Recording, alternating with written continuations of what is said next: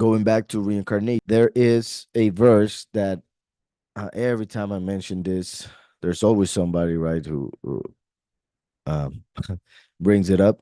So we're gonna go see it right away, and that is in Hebrews 9:27. Yeah, we will read in context because that's the main issue. Why they use this verse. So Hebrews 9. Let me go around 24. So for Messiah has not entered into a set apart place made by hand, figures of the true, but into the heaven itself, now to appear in the presence of Elohim on our behalf. So here the chapter is talking about Yahushua as the high priest. The fact that through his manifestation, fulfilling all the commandments and dying without sin, he paid for our sins through his death, and therefore he doesn't have to die again for that same purpose. Right? He himself, as Yahushua, the man who was born through a virgin, doesn't have to come again to die for our sins. He did it once, and through his perfect blood was enough for all times, past, present, and future. Right? So that's the point of this chapter. Yet, when they take the verse that I'm going to mention out of context, they end up saying that reincarnation is not possible because of that verse. And we're going to see how it doesn't actually fit their interpretation. So, for Messiah has not entered into a set apart place made by hand, figures of the true, right? The temple and the Mishkan, the tent of meeting, was just a representation, a figure, but into the heaven itself. So the temple represented the heavens where Mashiach entered. Now to appear in the presence of Elohim on our behalf, right? Just like the high priest would go into the most set apart place, Yahushua went into the presence of Yahweh. Not that he should offer himself often, right? As the priests of this world, the Levites, would often sacrifice animals every day, in fact. Not only that, but also like in Catholicism, they have writings that say that the Messiah, every time they do when they do what we know as Pesach, right? But they do Easter, and they eat the the circle thing, um, which is to worship the sun. When they do that, they say, according to their own writings, that the Messiah comes down again and sacrifices himself again for the world. So they say that the priest has the power to make the Messiah come down again, to make him sacrifice himself again. So he suffers over and over and over again every time they go through that ritual. So that is in the Catholic doctrine, right? Yet the scriptures say otherwise. Not that he should offer himself often, as the high priest enters into the set apart place year by year with blood not his own, right? But Mashiach did it with his own blood. The priest would do it with other with animals' blood, not only not even human, but uh animal. Other than that, it's interesting that it's talking about year by year, mainly in the day of Yom Kippur, when the priest would sacrifice a male goat and an ox and would mix the blood and go into the most set apart place. So that represents the sacrifice of the first and the last for two different reasons. Um, Conscious sins and unconscious. Also for the people and for the priests. There were two different sacrifices for each part, which represents the many and the few. That's why Yahushua, when he raised the cup, he said, "This is the blood that is spilled for the many," because the last comes to die for the few. Obviously, the few receive also forgiveness of sins through Mashiach, but through the testimony of Mashiach, they not only receive justification, but also salvation, as it is promised in Romans by Paul himself. So, not that he should offer himself often, as the high priest enters into the set apart place year by year with blood not his own. So when we think about that, not only Mashiach gave his own blood, but now that he's high priest according to the order of Melchizedek, he will offer pretty much the two witnesses. one as the ox, the witness like Moshe, descendant of Ephraim, and the other as the ram, that is Eliyahu. For if so, he would have had to suffer often since the foundation of the world. So Yahushua um, was willing from the foundation of the world. He was willing to die for our sins, but he didn't have to die until he entered the flesh and did so, right? It's not like he, once again, like I said, with the Catholics that believe that he dies every time they eat that cookie that the priest gives them. So, for if so, he would have had to suffer often since the foundation of the world, but now he has appeared once for all. That is Yahushua the Messiah with that body that he received through Miriam. That person that lived on earth and died and resurrected and stayed some days, and then he went up to the Father at the right hand. That person remains at the right hand of the Father when the last manifests on earth, as we see in the book of Isaiah, the book of Jeremiah, and the book of Revelation, and pretty much everywhere in the scriptures. But in Revelation, we see that the Lamb opens the first seal. So Yahushua is opening the seals uh, on the throne in heaven, and then they manifest on earth. So he sends his messenger, which is his witness, as we see in Revelation 22, that Yahushua said that he's sending his messenger to testify to the congregation. So he has to come to the world, and that is Michael, the Malach of the congregation of Philadelphia, as also prophesied in Daniel 12:1, that he would come in the end times. So, and this is the verse. So, but now he has appeared once for all at the end of the ages to put away sin by the offering of himself. And as it awaits men to die once, and after this, the judgment. So, this is the verse that they use to say that reincarnation doesn't exist. And as it awaits men to die once, and after this, the judgment, so also the Messiah, having been offered once to bear the sins of many, the many, shall appear a second time, shall appear, not only pass by in the heavens on a rapture, but appear on earth. A second time, this time through his messenger, just like Yahweh appeared on earth through his messenger, which is Mashiach, Yahushua. As he said, if you have seen me, you have seen the Father. So shall appear a second time apart from sin. So this second time, he wouldn't have to come through a virgin because he doesn't have to pay for sin the way he did during the first manifestation. Shall appear a second time apart from sin. To those, and just in case also, remember how I mentioned two types of sin. For instance, it also would be interesting to see how this was written in Hebrew in the original, because depending on the type of sin, the word that would be used here, hatat, asham, for instance, those are two types of sin, and then there is avon, which is iniquity. So shall appear a second time apart from sin to those waiting for him, to those waiting for him, because he comes as a thief in the night, as the good shepherd. For those waiting for him, he doesn't come for those who are not waiting. This is important to understand, because the whole world would love to see if he manifests in order to believe, but that's not how he's going to do it, because he said that he will manifest in the time that they least expect it. The one that will do that is the false Messiah, so that the whole world will accept him. So shall appear the second time apart from sin to those waiting for him unto deliverance. But going back here, so as it awaits men to die once, but didn't Lazarus die twice? Right? So there's an exception to the rule. So this is talking about a general rule, and I'm going to say more about it. Yonah, according to Jewish tradition, died thrice. He died three times. One as a child, one in the book of Yonah. He's the child resurrected by Eliyahu in the book of Kings.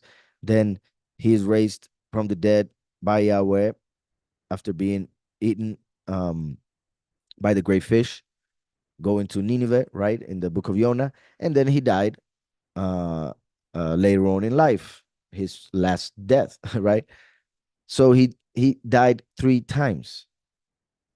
Then there are others who were resurrected and then died later on. Yahushua is the only one who was resurrected for eternal life. The previous resurrections were temporal resurrections in order for us to have a testimony, a witness of the fact that resurrection exists. All right. Also, Hanok, we know that he was taken by Yahweh and he didn't see death. Just like Eliyahu, they both were taken without experiencing death in order for us to have also a witness of the fact that there will be 144,000 who will be taken without experiencing death. So if this means what they say it means, Hanok and Eliyahu would have to come back to die. And that's what many believe. And that's why they say that they are the two witnesses. That since this is written, they have to come down from heaven alive. So everybody would see them coming down from heaven alive, which is not something that is written. And then everybody would believe. They would have to come down from heaven alive and then die. And if that was the case, then that would defeat the whole purpose of what Yahweh says to the congregation of Philadelphia in Revelation 14, because the 144,000 would be harvested, transformed in the blink of an eye, as Corinthians and Thessalonians says, during the seventh and last trumpet, and then they will have to come back down and die. Right? And that's not the case. So we need to put everything in perspective, connect every single verse in scriptures in order to be able to understand without taking out of context. We have to see the whole context. So when we talk about reincarnation means there are several ways to explain it. One more complicated than the other one.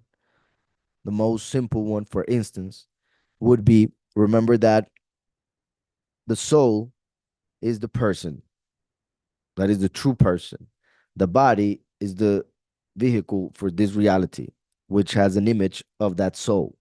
So the soul in the spiritual realm looks like the body looks. And then the spirit, which gives life to the body so that the soul may live as well. That spirit comes from Yahweh. The body comes from the soil, from the ground, because it is our vehicle for this reality of matter. And then the soul, when the person dies, goes to Sheol, right? So one way of seeing it, remember that Yahushua said that Eliyahu was John the Baptist, that John the Baptist, Yahuhanan the Immerser, was Eliyahu.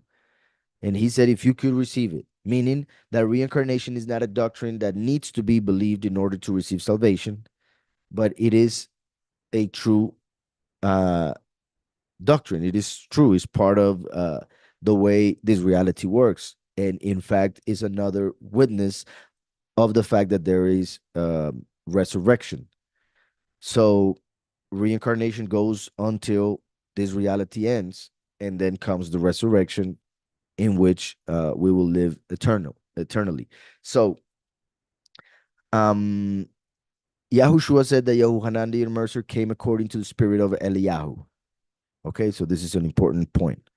Also, we see in Genesis that when Yahweh made the body, when Elohim made the body of Adam, Yahweh Elohim sent his neshama, his breath, which traveled as the ruach, meaning as his spirit, and that spirit entered through his nostrils, and then he became a living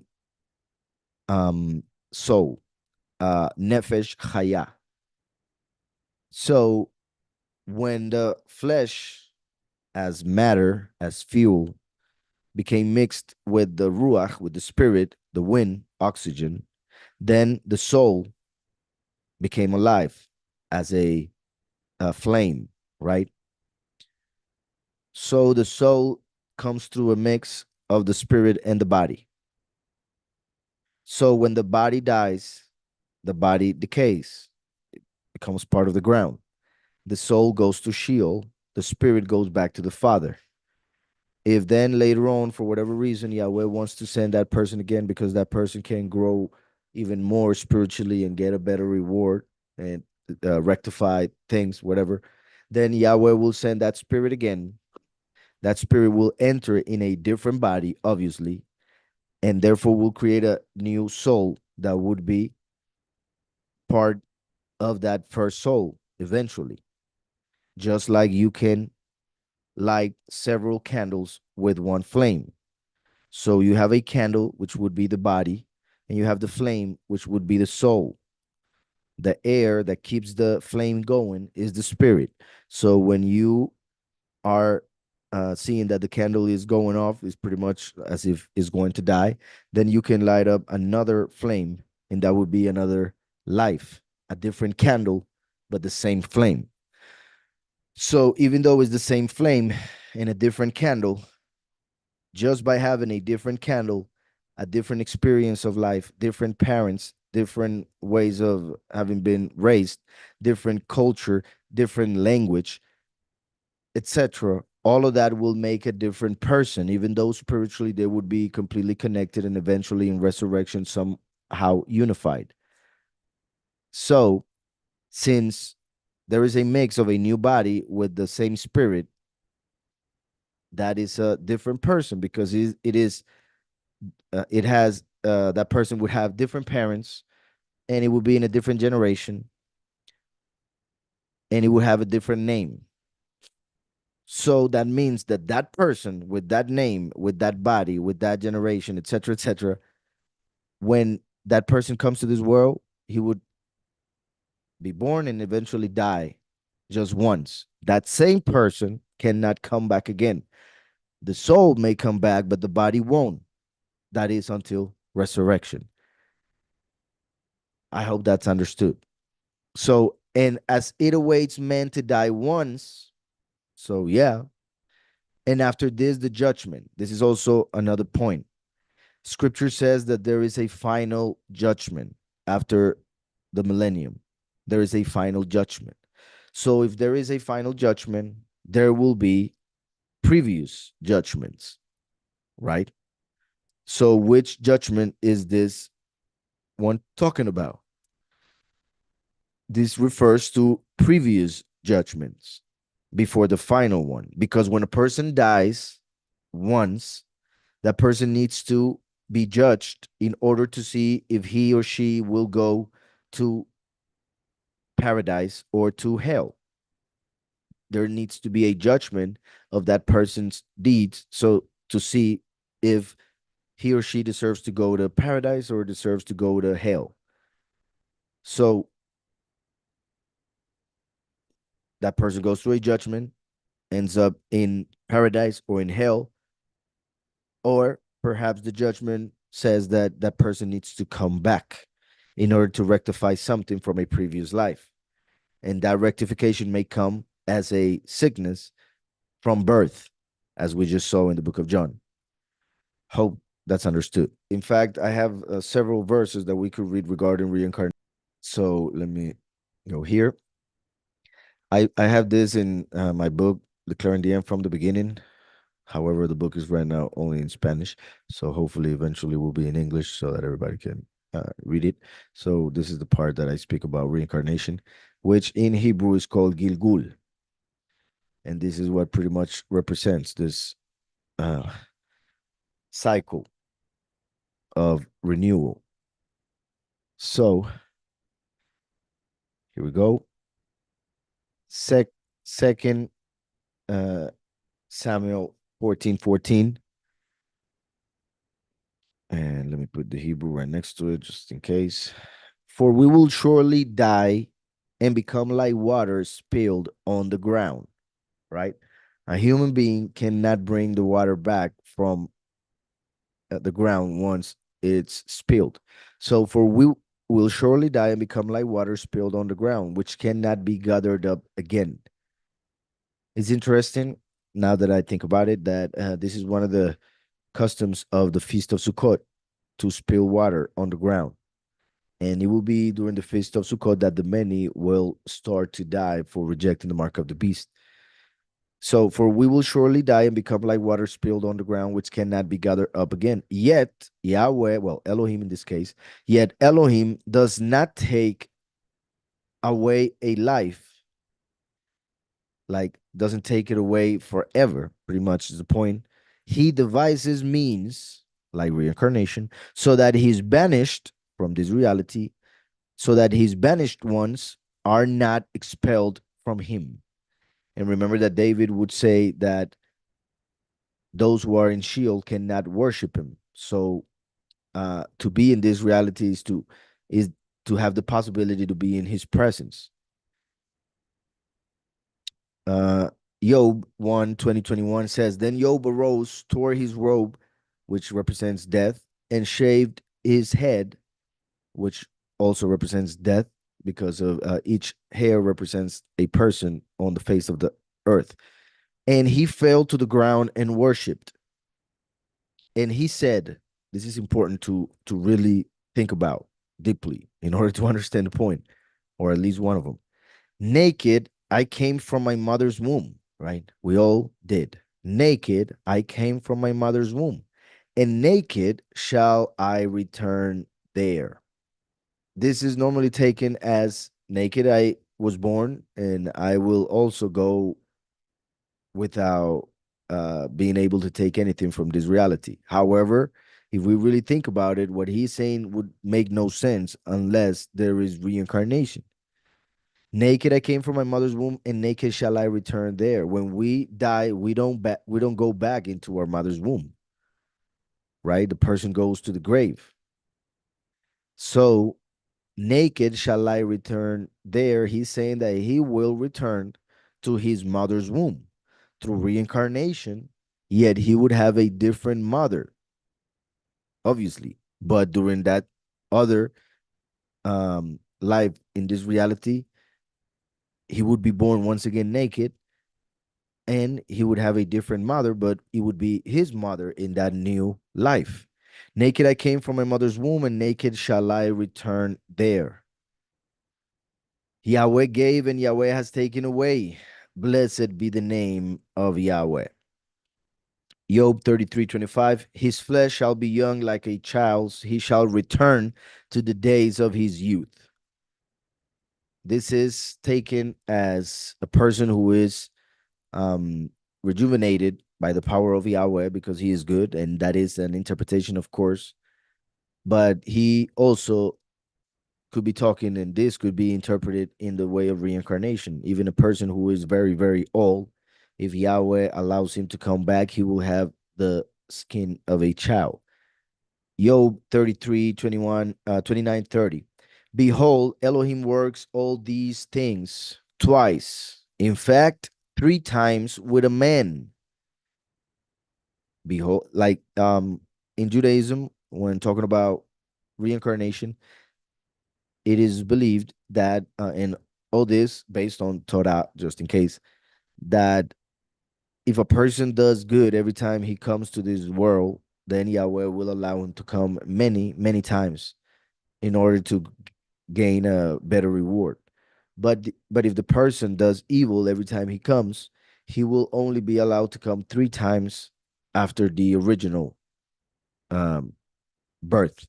So it would be fourth in total, just like the generational curses go till the fourth generation. That word generation in the Hebrew is taken also as reincarnation. So going till the fourth reincarnation. So behold, Elohim works all these things twice, in fact, three times with a man, to bring back his soul from the pit, that he may be enlightened with the light of life. So this verse, since in Christianity they don't believe in reincarnation, they have to make it fit somehow. So they see it more metaphorical in the sense of Yahweh saving a person from dying, right? When a person is close to death and Yahweh gives him health or whatever, he will do it two or three times in order to keep that person away from hell or from Sheol, right? And that is also an interpretation, a simple one. But when you really take this for what it is saying, it says to bring back, meaning the soul was there already, to bring back his soul from the pit, meaning Sheol, that he may be enlightened with the light of life. So, meaning to give him life again. So he was dead twice and even three times. Yahweh, because of mercy, brought him back from the pit. Job 37:12. And they swirl about, being turned by his guidance. that they may do whatever he commands them on the face of the whole earth. This is talking about how, just like, well, pretty much the point here is that just like the sun and the moon, for instance, they go around bringing new days, they turn. Um, let me see if I can see. Okay. Yeah. Making reference to the soul turning back after going through death, as in darkness, the night, and then coming back. And they swirl about, being turned by his guidance, that they may do whatever he commands them on the face of the whole earth. I mean, 9:17. The wicked shall be turned into hell, and all the nations that forget Elohim. Let me see this. Job 37 again. Also, with moisture, he saturates the thick clouds. He scatters his bright clouds, and they swirl about. Yeah, in this case, clouds. Remember that in Judas, the book right before the book of Revelation, the scripture talks about humans as clouds. So a person is represented by a cloud, with or without water, it depends.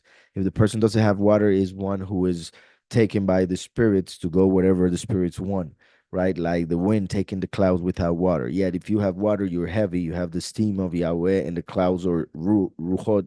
I mean, yeah, spirits won't be able to move you. So also, with moisture, he saturates the thick clouds, he scatters his bright clouds, and they swirl about, being turned by his guidance, that they may do whatever he commands them on the face of the whole earth. He causes it to come, whether for correction, as in rectification, right? Or for his land, or for mercy, right? To bring him to forgiveness. Now, Psalm 19, I had to put 16 through 18 because the verses are different in the English translation and in the Hebrew. So here, this would be the verse in the English, but in Hebrew, it would be 18. And if you go to it, then it is interesting that in Hebrew, it says Yashubu, Yashubu Rashaim. So that means they will return, the wicked ones, to Sheol, all the nations. Um, so he says, the wicked shall be turned into hell. That's what it says. But they should write a return. They will return to hell, because that's what he's saying. Not hell, but Sheol. But they're wicked, so most likely hell. Right? So since they don't believe in reincarnation, I mean, the translators, they had to translate it in a way that it would make sense to their doctrine, because in Hebrew it says that they will return, and you only return to a place where you were at before, right? So if they're going to return to hell, is because they have been in hell before. So not only that means reincarnation, but that means that you can come out of hell after a certain time in which you pay what you had to pay, or what Yahweh decided you to pay, as Yahushua himself said it in one of his parables. Hell, although is burning with eternal fire, hell in itself is temporal, because it is for this reality, which is temporal, and hell itself will be thrown into the lake of fire, according to Revelation. So the wicked shall be turned into hell, and all the nations that forget Elohim. The wicked shall return to hell. Psalm 19:8. The statutes of Yahweh are right, rejoice in the heart. The commandment of Yahweh is pure, enlightening the eyes. So obviously in the spiritual, it means the wisdom that we receive from the scriptures, but because of the fact that light um, means life, enlightening the eyes means to give life. So that would mean that if you come to the world and you fulfill the commandments of Yahweh, through that you will receive life again, not only in the resurrection, but also reincarnation. Proverbs 20:27. The spirit of a man is the lamp of Yahweh, searching all the inner depths of his heart. A lamp, like I just mentioned, how a body is the candle, the soul is the flame. The spirit of a man, and well, in this case, says a lamp of Yahweh is the breath, Nishmat Adam, the breath of men. All right. Searching all the inner depths of his heart. So through our soul, in this case, the breath, which is a little bit higher than the soul, for the soul of man has 5 levels: nefesh, ruach, neshama, chaya, and yehida. And he was talking about the third level, which is the one that Yahweh sent in order to create the soul, which is the lowest level of it. So listen to this one.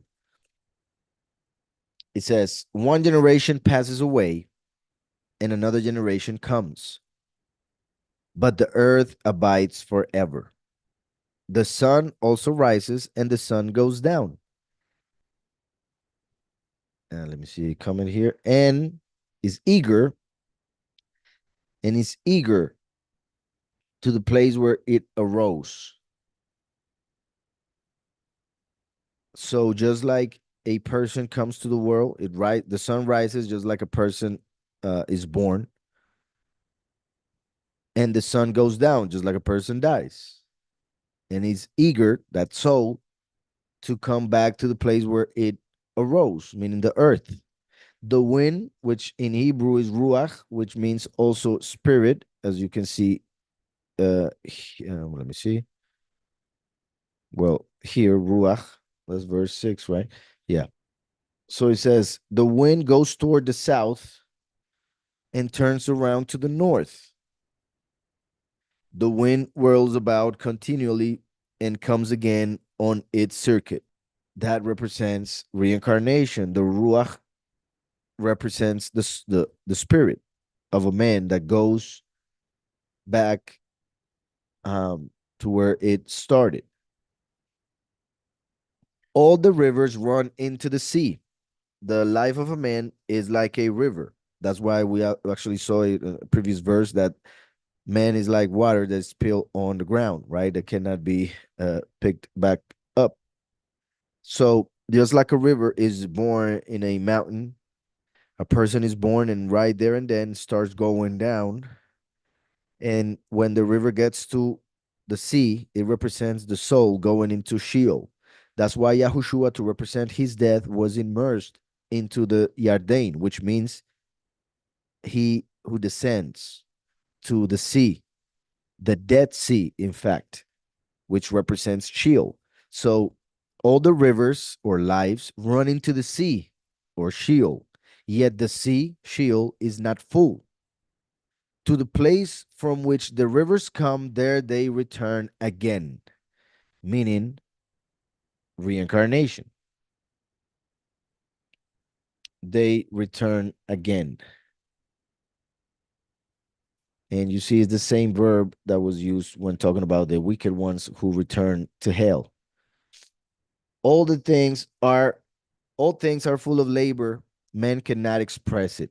The eye is not satisfied with seeing, nor the ear filled with hearing. That which has been is what will be. This is huge.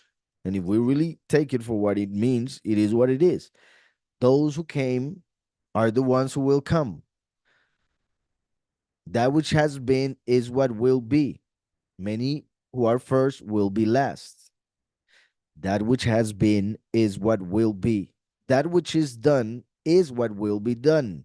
And there is nothing, nothing, nothing, and there is nothing new under the sun. All right? So nothing is new under the sun.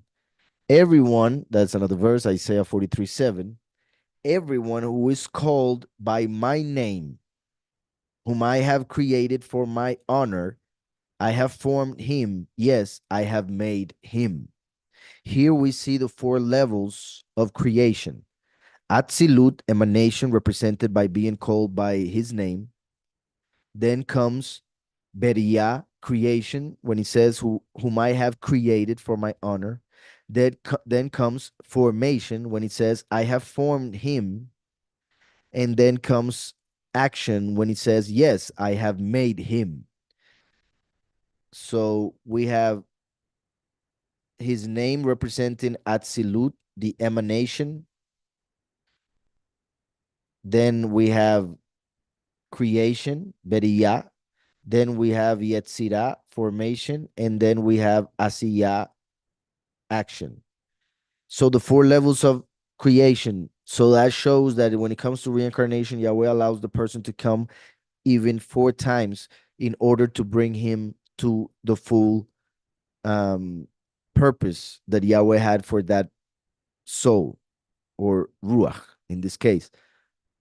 Everyone who is called by my name, as in that would be the first time on this earth, whom I have created for my honor. So he's brought back in order to show his honor, his power, and to create something new or better from that soul.